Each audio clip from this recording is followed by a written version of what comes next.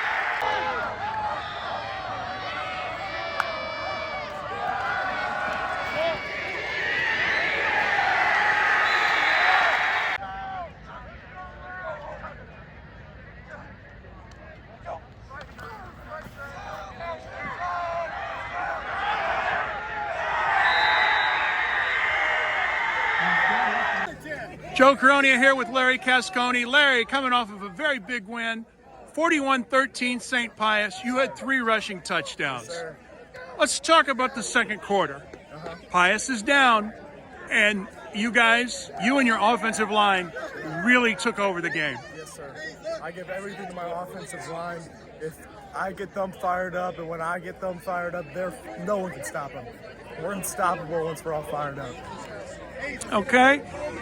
Now, late in the game, looked like the third quarter. Yeah. You took a kind of tough hit. My whole leg started cramping up.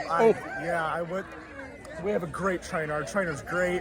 Got me all stretched out. Got gator lights in me, and I was great. And the fourth quarter, you came back in and scored the last touchdown. Yes, Tell sir. me about the last score. It felt great. I mean, just after what they did to us last year, it does not feel better than to do that. All right. Coach Simone, second quarter, you're down. Your offensive line and Larry Cascone really took over the game. Tell me about that.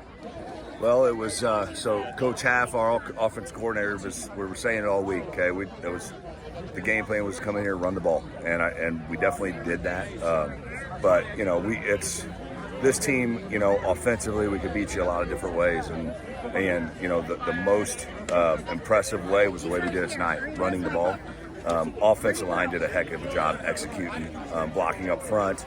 You can't give enough credit to those guys. And then, when you have Larry Cascone running downhill, I mean, he's 215 pounds, 6 foot, and he runs hard. And then you back it up with, Charles Ross, who can run a 4-3 and just burst through the holes. I mean, it's tough to stop. But they executed, and they practiced really hard this week.